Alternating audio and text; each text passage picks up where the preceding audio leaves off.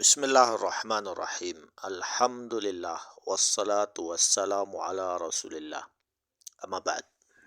Hari ini pada tanggal 20 ya. Insyaallah tanggal 20 Muharram. Hari Rabu. Kebetulan hari ini saya ada waktu untuk membuat konten.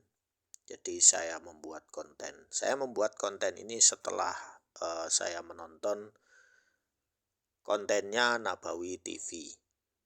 Ya, Nabawi TV ada video terbaru yang diupload oleh Ustadz Lora ya. Sekitar berapa jam yang lalu. Dia menyebutkan poin tentang dilema Ustadz Sunnah. Istilahnya Ustadz Sunnah itu sebenarnya nggak ada ya. Semua Ustadz ya maksudnya Ustadz Sunni ya, bukan Ustadz Sunnah. Kalau Sunnah, apakah Ustadz itu berhak membuat sunnah baru? Tentu tidak. Maksudnya Ustadz Sunni ya. Harusnya ditulis Ustadz Ahlus Sunnah atau Ustadz Sunni. Ya, bukan Ustadz Sunnah. Ya. Ustadz Muslim ya, bukan Ustadz Islam ya. Ustadz Ahlul Islam gitu. Nah, dia di situ menaruh beberapa poin ya. Ada beberapa poin itu yang memang benar ya, tentang tahdzir, wajibnya tahdzir. Kemudian tentang masalah madhab itu ya, kalau orang tidak mau bermadhab sama sekali trouble. Terlalu ta'assub madhab juga dilarang ya. Asal madhab itu sesuai, tidak menyalahi Al-Quran dan As-Sunnah ya. Ada juga beberapa poin yang salah yang perlu saya luruskan tentang pernyataannya, mana sanadnya keilmuannya Muhammad bin Abdul Wahab ya. Itu berarti dia tidak membaca buku sejarah ya. Kita perlu dikritik ya, kita perlu belajar lagi, kita tetap belajar lagi ya. Jadi channel saya ini semuanya ilmiah ya, dan menaruh pertanyaan. Kalaupun ada asumsi pun saya punya dasar, bukan serampangan seperti itu. Seperti kisah PP Mi'raj ke langit 70 kali itu dasar ilmiahnya apa? Nggak ada ya. Kalau dikritik mereka marah, ngamuk, nuduh nasibi, wahabi, dan lain-lain. Saya tidak peduli dengan orang yang nuduh ya. Di topik kali ini saya ingin membahas tentang istilah Ali karramallahu wajahu dan istilah Imam Ali. Untuk topik tentang Ustadz Lora ini, dia bahas tentang sunnah itu, kenapa ada tahdzir, kenapa tidak ada tahdzir, atau kenapa satu sama lain masyayikh itu saling tahdzir. Soal tahdzir itu sudah terjadi dari dulu. Imam Ahmad sudah mentahdzir dari kelompok yang namanya Kullabiyah, kelompok orang yang mainan takwil, kelompok orang yang main ilmu kalam. Bahkan Imam Syafi'i menyatakan barang siapa yang bermain mantik berarti dia sudah mau berzindik riya ya, itu kata Imam Syafi'i. Dan semua ulama madhab terdahulu yang mutakaddimin itu tidak ada satupun dari mereka yang belajar ilmu kalam ataupun belajar ilmu filsafat, karena ilmu itu hanya dipakai untuk debat dan ujung-ujungnya menjadi sombong ya, karena penggunaan pendasaran nalaran mereka yang terbatas ya. Rata-rata orang yang Asy'ariyah, kebanyakan ya, tidak semua, kebanyakan dari mereka itu sombong ya. Jadi kalau ditunjukkan dalil mereka tidak terima ya. Tapi ketika giliran kitab-kitab khurafat itu ya, mereka dongengkan di hadapan orang-orang, ketika dikritik wah langsung diserang habis-habisan itu. Jadi kalau ada penyakit bid'ah itu harus diperiksa, harus dilakukan istilahnya rontagen gitu, harus dikasyaf apakah dia itu mana masalahnya. Kemudian Ini obat yang tepat. Dicarikan obat yang tepat. Bukan hanya istilahnya orang Jawa itu dijejeli obat gitu saja tanpa memahami sakitnya ini penyebabnya karena apa. Nah, eh, poin pertama, awal kesunahan itu adalah membuang yang namanya hulu. Hulu bukan hanya saja kepada para aulia dan orang-orang soleh, tapi juga hulu kepada para sahabat.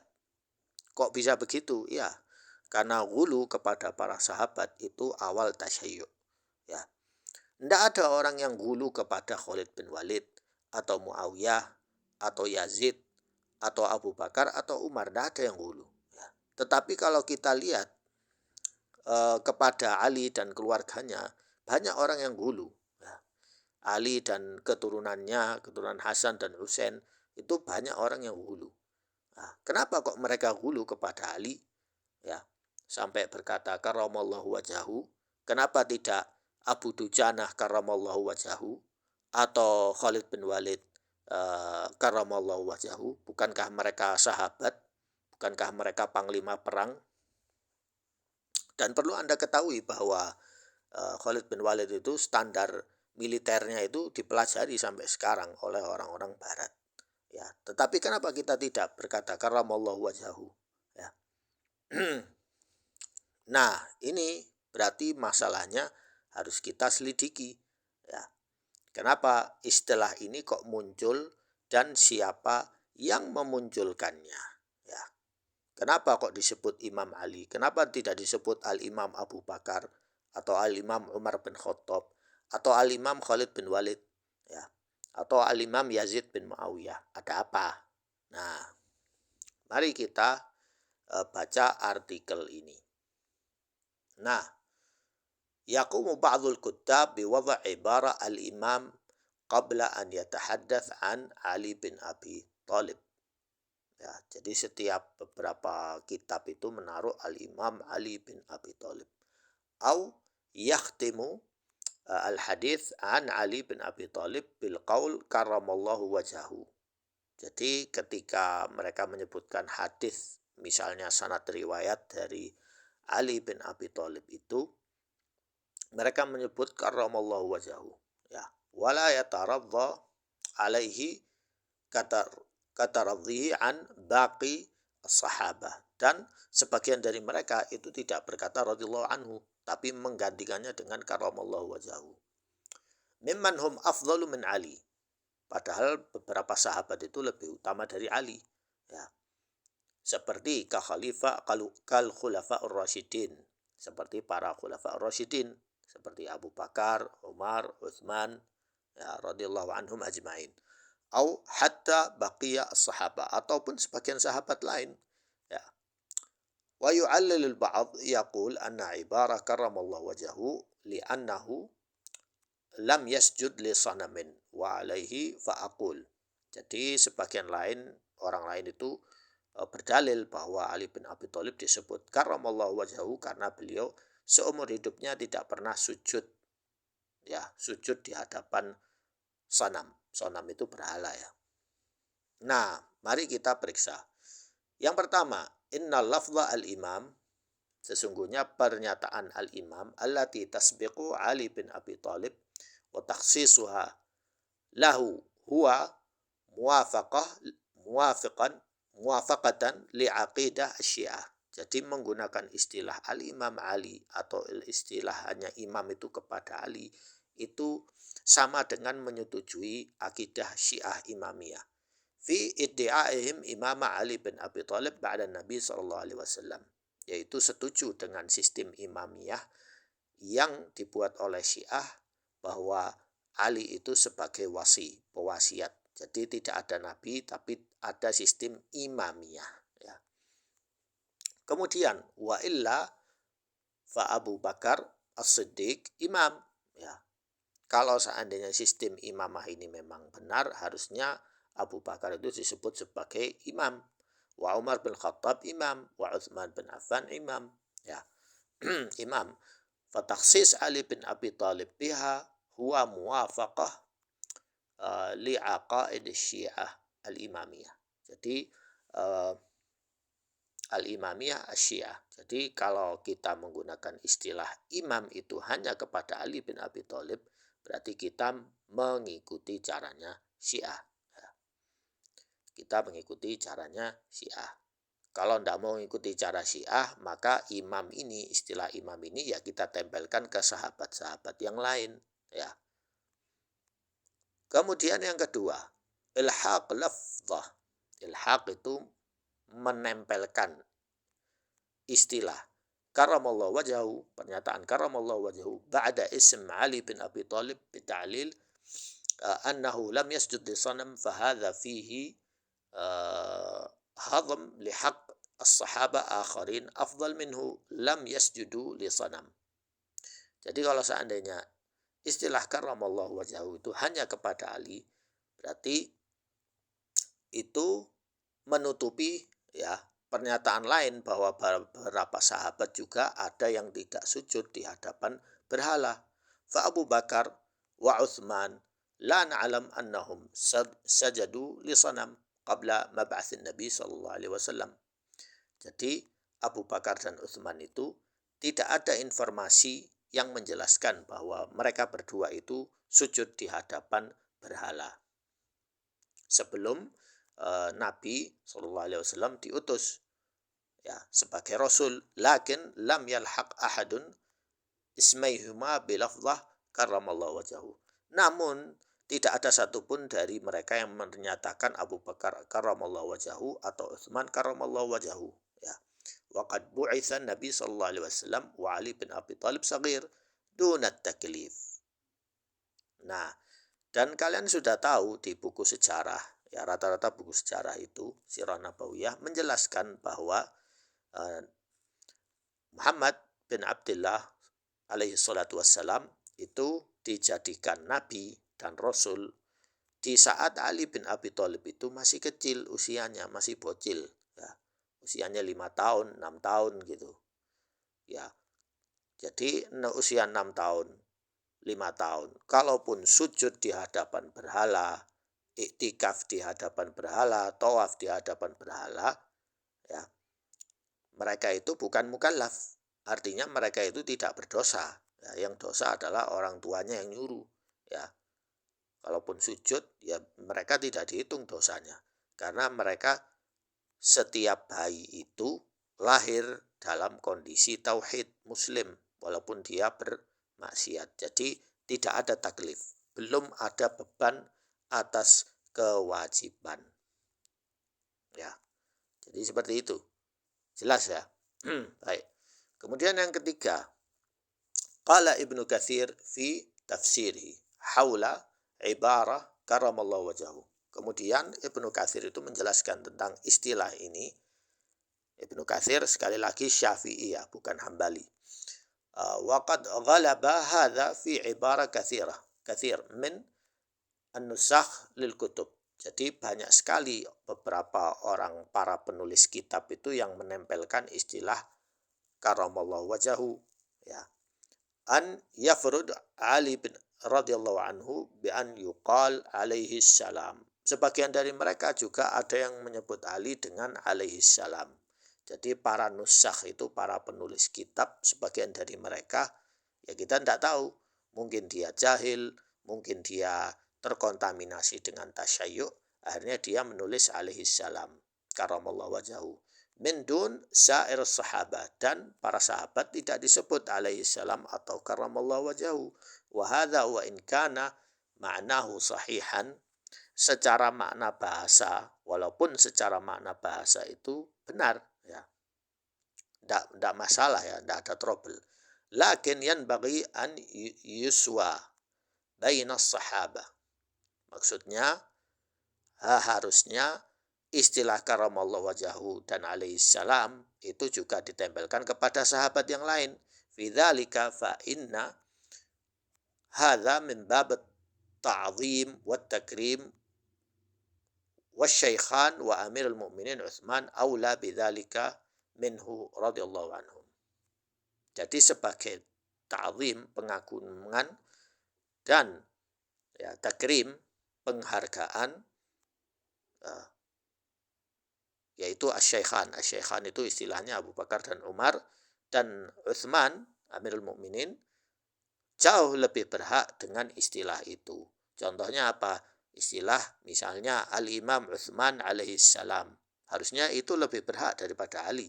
Ya, Abu Bakar dan Umar. Ya, harusnya disebut sebagai Al-Imam. Tapi kita mendengar di beberapa masjid, ya, seperti masjidnya para habaib atau golongan NU atau bahkan sebagian masjid Muhammadiyah, mereka menyebut Al-Imam Ali, tapi tidak menyebut Al-Imam Utsman, ya.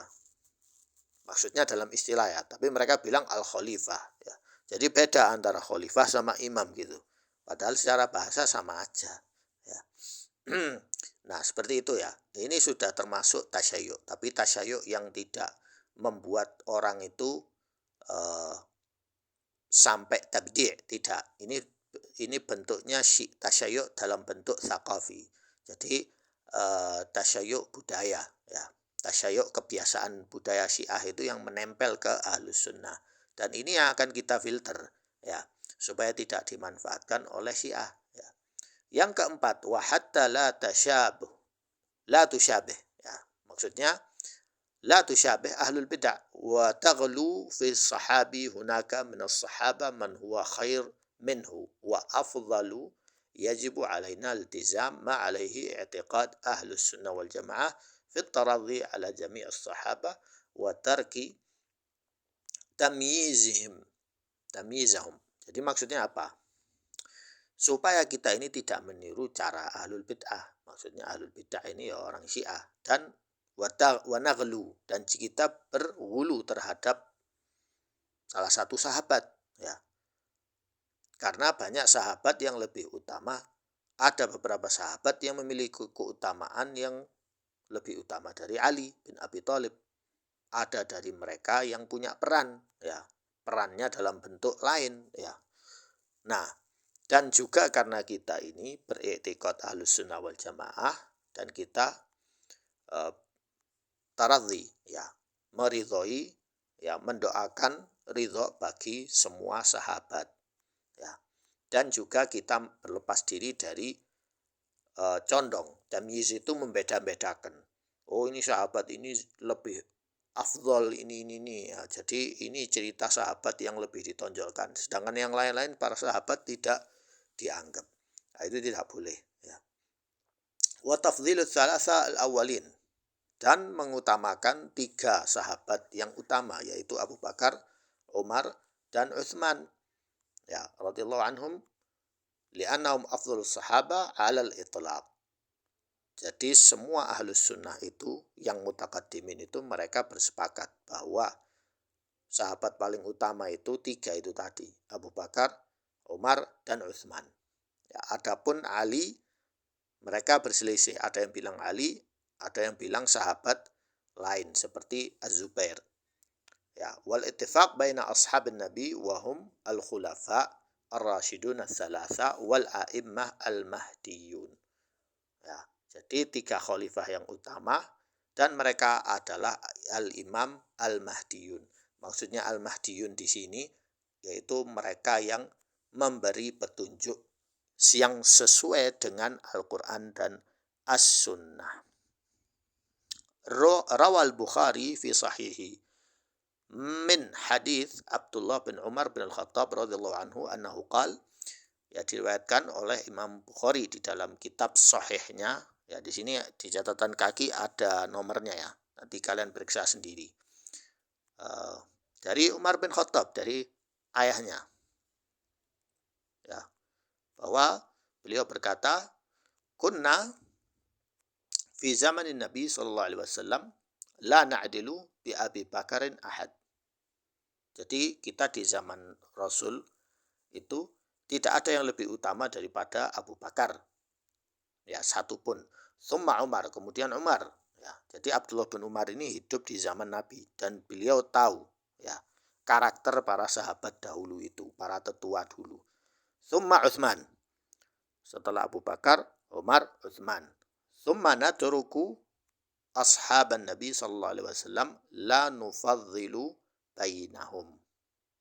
La nufadhilu bainahum. Hadis ini sahih, ya, diriwayatkan oleh Imam Bukhari. Jadi sahabat yang paling utama itu hanya 3 ini tadi.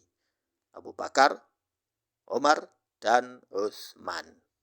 Ini adalah ijma' para sahabat di masa lalu.